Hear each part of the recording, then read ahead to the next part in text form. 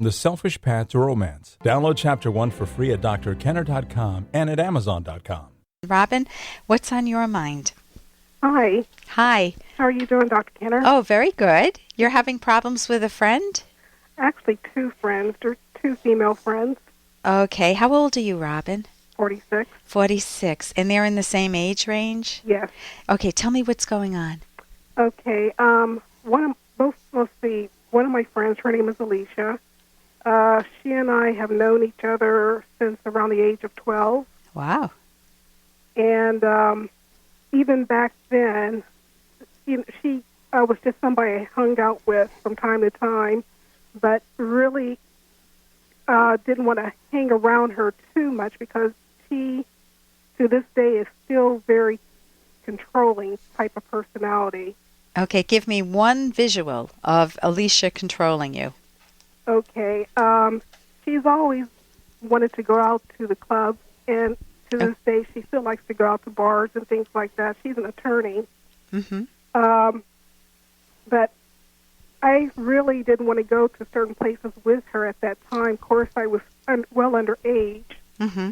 And she would say, okay, let's go out, and I say no. Then she would go into a childlike voice to basically make me feel bad. Can you imitate it so I get a feel for it? Okay. Oh, Robin, please, come on. Because, I really don't want to do this alone, But I don't want to go to a club. And what would she do? She says, come on. You really want to, I really need the company. There's nobody else there, that I really want to be with. But I don't think you're hearing me. I have no interest in going. I hear how much you'd love my company, but let's do something else. I don't want to go to a bar. I don't want to go to a club. Next thing I know, she was going to slam the phone down on my ear. Oh, really? Yeah. Really? So she goes from kind of taking frosting on the cake and saying, poor me, please accompany me, I need you, the pity response. And if you don't do anything, you get the cold shoulder. Yes. So is that her? So tell me, that's Alicia. Tell me a little bit about, or is there anything else I need to know about Alicia? She doesn't take no for an answer, as, given in the one example. Yeah. Even today, when I tell her, when I go to visit once in a while, she will offer me some kind of refreshment or food, and I'll say, well, no, I, don't want to eat that, but thanks for offering. What does she want? Give me a visual. Okay, there for a while I was trying to get off of pork. Yeah. And she'll say, well, you used to like pork, and, my mother, she's gone through all this trouble to fix it. Guilt. Okay. That is a beautiful, beautiful example of something called unearned guilt. She's totally disrespectful of your values, of your mind, of your choice making, and she's trying to impose her choice making on you because her mother went out of her way to make it.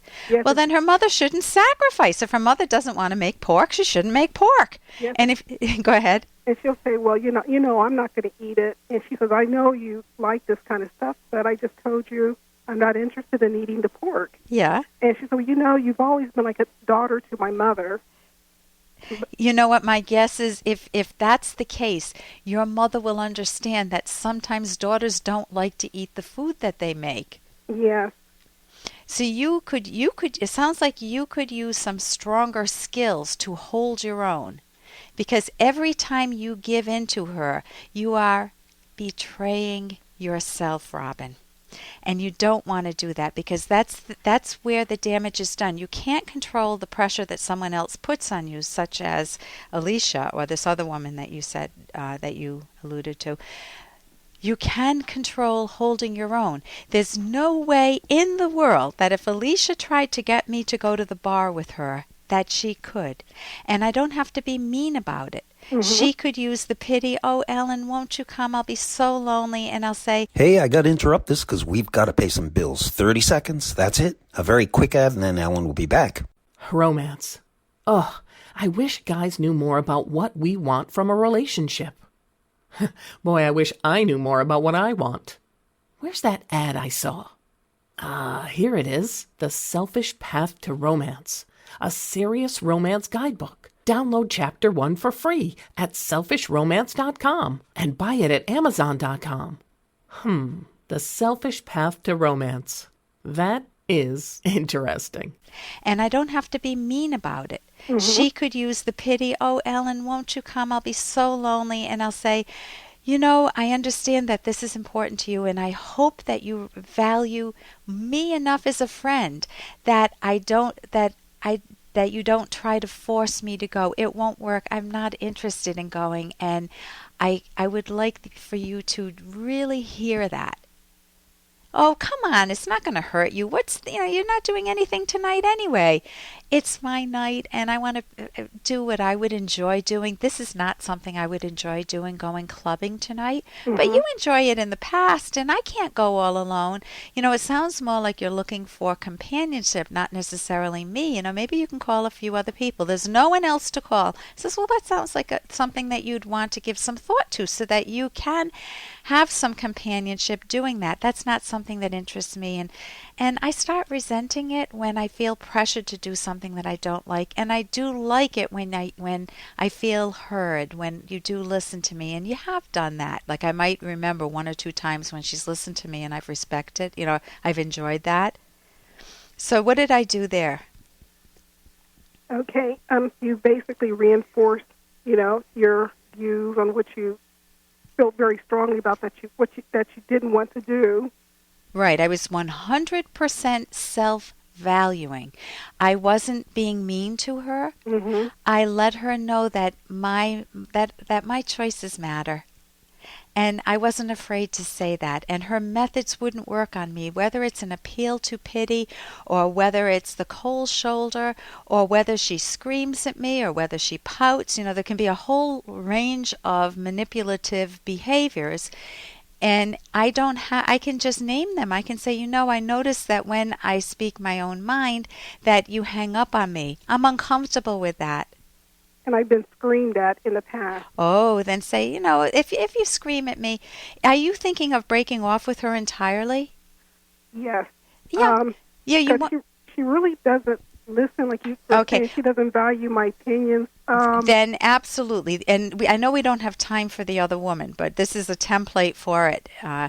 If you're you want to look at the people who are currently in your life with the title that you've given them as friend and figure out how many have earned their place. How many, in which cases does it feel like a genuine trade, Robin, that they listen to you and you feel like you share the airwaves with them. You can talk about your day, they talk about theirs, and you don't feel this game playing with.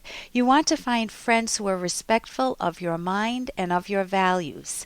And you don't want to feel like a wimp around them, and you don't want to be a bully. And that doesn't sound like you're the bully. It sounds like you would be more of a doormat and go along and then feel resentful of them, right? Yes, that would also, the other woman I was going to mention. Yeah, go ahead. There's a similarity in personality to some degree. Then figure out why you're attracted to 2 women who have a similar personality. Was your mother like that?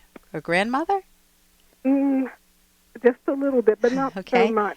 Okay, sometimes we're comfortable, even though we don't like it, we're comfortable gravitating towards people that give us that familiar feel. We're used to living with that. But you want to find better friends. So think of someone in your life who's a better friend and spend much more time with that person, and you can easily just keep telling Robin, no, I'm not going to the club, and no, I don't want the pork that your mother's cooking. Listen, I wish we had more time. Thank you so much for the call, Robin. And thank you for being back with me. Okay, thank you. For more Dr. Kenner podcast, go to drkenner.com and please listen to this ad. Here's an excerpt from The Selfish Path to Romance, the Serious Romance Guidebook by clinical psychologist Ellen Kenner and co-authored Edwin Locke. When your tone of voice and body language contradict your words, your partner will react to the nonverbal cues. If your partner says, "But you really seem upset," and you answer, "There you go again. You're always reading into things. I'm just fine," communication has been choked. Faking your feelings only masks and compounds the problem and delays any resolution.